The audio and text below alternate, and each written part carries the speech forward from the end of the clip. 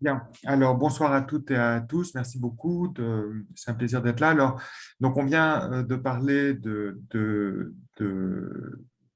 vieillissement cognitif et maintenant on va parler de vieillissement physique puisque en fait malheureusement non seulement on vieillit sur le plan cognitif mais on vieillit aussi sur le plan physique.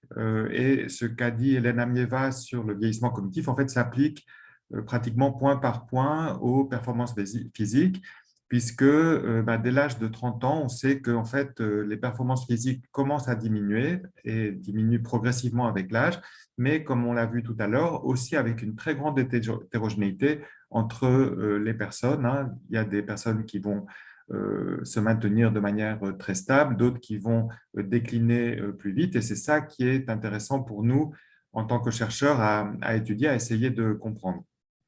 Alors, on sait pourquoi s'intéresser aux performances physiques. Eh bien, parce qu'on sait que la diminution de la mobilité est un facteur important de perte d'autonomie et que les personnes qui ont de moins bonnes performances physiques ont un risque un peu plus élevé d'événements défavorables, comme par exemple tout simplement des chutes, des fractures. Et vous savez que dans certains cas, les chutes, les fractures peuvent avoir des conséquences plus importantes. Donc, on considère que maintenir de bonnes performances physiques fait partie du vieillissement réussi dont parlait tout à l'heure Claudine Bert.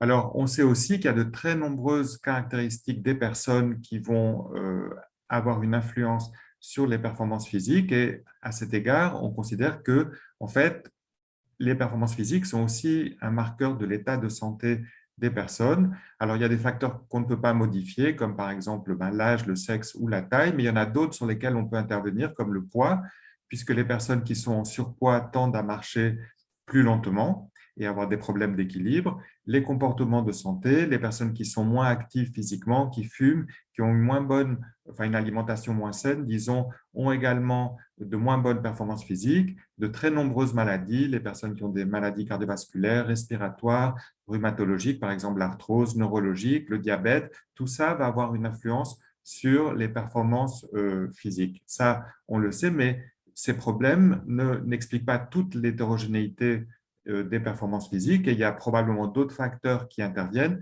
et c'est justement l'intérêt d'une étude comme Constance qui, grâce à la très grande taille et l'implication des volontaires, permet de tester de nombreuses hypothèses, de regarder des sous-groupes de personnes particulières, etc.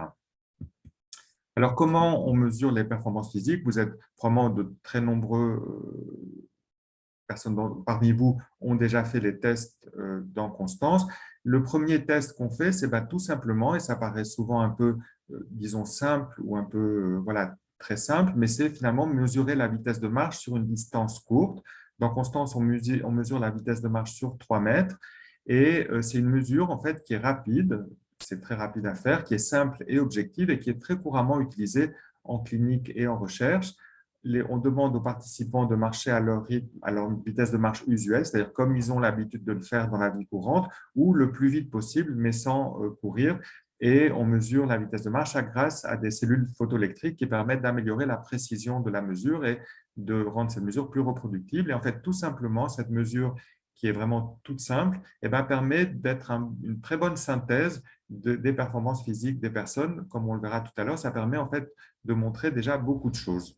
Alors, bien sûr, aux membres supérieurs, la vitesse de marche n'intervient pas. Et donc, c'est pour ça que dans Constance, on mesure la force de préhension grâce à un dynamomètre où on demande aux gens de serrer le dynamomètre pour voir quelle force ils ont dans les bras. Et puis, pour faire un test d'équilibre, on demande aux personnes de tenir pendant 30 secondes sur un pied. C'est ce qu'on appelle le test de station unipodale. Alors, je vais vous présenter maintenant quelques résultats qu'on a obtenus grâce aux données de Constance. Et de la même manière que des normes de tests cognitifs ont été réalisées, nous avons développé des normes de vitesse de marche et de force de préhension. C'est ce que montrent les courbes sur ces diapositives grâce aux données de 35 000 participantes, ce qui fait que Constance est actuellement la plus grande étude au monde qui a permis d'estimer des normes de ces deux tests en population générale. Et c'est dans le cadre d'une thèse. Tout à l'heure, Claudine parlait des étudiants qui travaillent sur les données de Constance. Et dans ce cas-là, c'est une étudiante, Félicia Santos, qui a fait ce travail.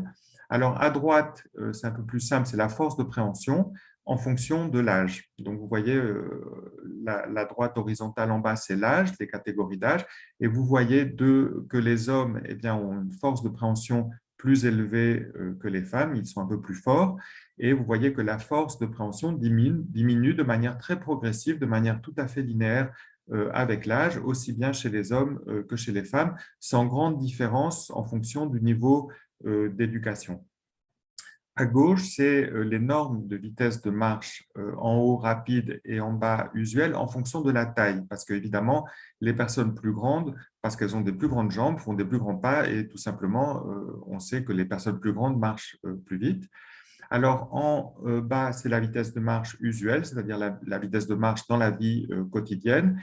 Et vous voyez que finalement, il n'y a pas de grande différence en fonction du sexe. Les femmes et les hommes, quand ils ont la même taille, ils tendent à avoir la même vitesse de marche usuelle. En revanche, on voit qu'il y a une différence en fonction du niveau d'études. Les personnes qui ont fait des études plus longues tendent à marcher un peu plus vite que les personnes qui ont fait des études plus courtes. Et on verra tout à l'heure pourquoi on a fait cette distinction. Quant à la vitesse de marche rapide qui est en haut de la figure de gauche, eh bien, vous voyez que là, en revanche, on voit une différence apparaître entre les hommes et les femmes, puisque vous voyez que les hommes tendent à marcher plus vite que les femmes à une vitesse de marche rapide. Et là encore, on voit cette différence en fonction du niveau d'éducation, les courbes en vert.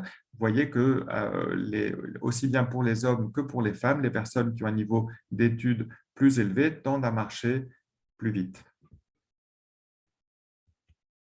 Alors, ces normes, eh bien, on a décidé justement de les rendre accessibles facilement. Et donc, une fois que l'article sera accepté dans une revue, actuellement il est soumis à une revue scientifique, une fois que cet article sera accepté, eh bien, les normes seront mises en ligne sur le site de Constance où on pourra les consulter de cette manière. Par exemple, vous voyez que ici, on voit le petit point gris qui est sur la figure correspond à une femme qui a fait des études plus élevées que le baccalauréat, qui avait une taille de 168 cm et qui était âgée de 49 ans.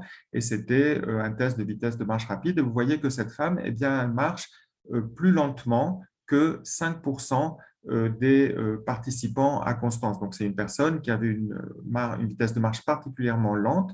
Et comme l'expliquait tout à l'heure Hélène Amieva, eh bien, ces normes permettent de se situer par rapport à l'ensemble de la population et de voir que cette personne marchait lentement. Et donc, du coup, elle peut se poser la question, elle, son médecin, peuvent se poser la question de pourquoi cette personne marche lentement. Peut-être qu'elle est en surpoids, par exemple, ou peut-être qu'elle a des douleurs de hanche dont elle ne s'était pas rendu compte, qui perturbent la marche. Et donc, ça peut conduire à faire des examens et à poser identifier des problèmes qui expliquerait que cette personne marche lentement, ou aussi tout simplement inciter cette personne à avoir plus d'activité physique et ce qui permettrait d'améliorer ses capacités de marche.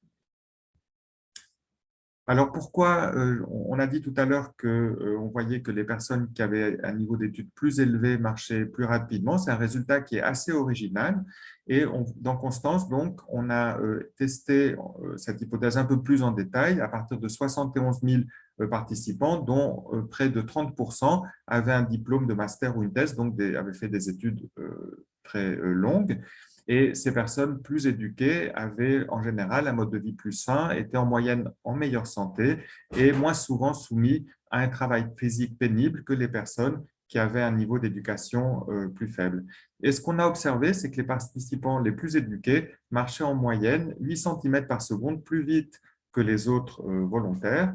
Et cette différence est équivalente à l'effet de 11 ans d'âge. Donc, vous voyez que le niveau d'études a vraiment une influence importante sur la vitesse de marche. Et quand on a fait des analyses statistiques plus poussées, on a vu que une grande partie de cette différence était expliquée par de multiples facteurs, comme par exemple le poids, puisque je vous ai dit que les personnes qui sont en surpoids marchent plus lentement. Le travail physique pénible est aussi associé à une vitesse de marche plus lente, les symptômes dépressifs, les pathologies des os et des articulations, l'hypertension artérielle ou une alimentation moins saine. Un dernier résultat que je vais vous présenter qu'on a obtenu à partir des données de Constance, nous nous sommes intéressés au rôle de l'exposition aux solvants en relation avec la vitesse de marche. Les solvants sont des substances chimiques auxquelles on peut être exposé dans le cadre de son travail, par exemple pour dégraisser des pièces en métal. Ce sont bien sûr les hommes qui sont beaucoup plus exposés que les femmes à ces solvants. Et on a pu montrer que les personnes euh, qui étaient exposés à ces solvants depuis plus longtemps, mais surtout qui avaient été exposés récemment, avaient une vitesse de marche plus lente. Et cette différence était surtout exposée et était expliquée par l'exposition au trichloréthylène, qui est un des solvants, un solvant qui a été très utilisé, qui est toujours très utilisé en France. Donc, tout ça pour vous donner un exemple du type d'analyse qu'on peut faire grâce aux données de Constance. Vous voyez qu'on s'est intéressé à des comportements de santé, l'alimentation, l'activité physique, et ici à une exposition professionnelle. Et je crois que c'est tout, donc on va pouvoir passer aux questions. Je vous remercie. Merci beaucoup, Alexis. On avait une question sur les traitements hormonaux aussi pour les femmes. Et je sais qu'il y a un article qui a été publié récemment. Absolument, oui, oui, il y Je vais a mettre le lien parce qu'il y a un article sur le site de Constance pour que les personnes intéressées puissent aller voir. Mais si tu peux en dire rapidement deux mots.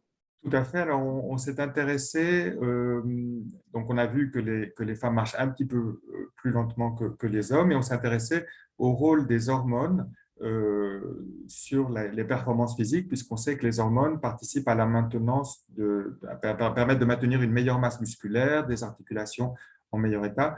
Et donc, ce qu'on a vu est cohérent avec cette hypothèse, c'est-à-dire que les femmes qui avaient eu une ménopause artificielle, avec une cessation de l'exposition hormonale plus jeune, avaient des moins bonnes performances physiques que les femmes qui avaient eu une ménopause naturelle.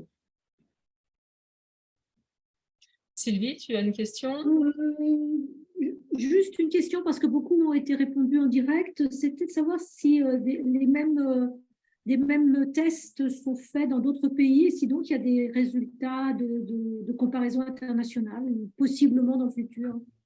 Tout à fait. Alors, la vitesse de marche, notamment, a été mesurée dans d'autres études épidémiologiques, mais justement, grâce à ce travail sur les normes, on a un peu comparé les résultats dans Constance à ceux des autres études. Et la grande force de Constance, c'est le caractère un peu global d'une étude en population générale, où on a vraiment des personnes très variées, hein, comme l'expliquait tout à l'heure Hélène, ce qui permet de bien montrer les caractères qui sont associés les caractéristiques qui sont associées à l'hétérogénéité, mais aussi de faire des tests dans une population où on a une représentation de toutes les personnes, alors que beaucoup d'études internationales sont faites sur des populations très sélectionnées, donc souvent en meilleure santé, ce qui fait qu'on a des normes plus élevées, et Constance donne probablement une meilleure idée de l'état de santé de la population générale que dans d'autres études.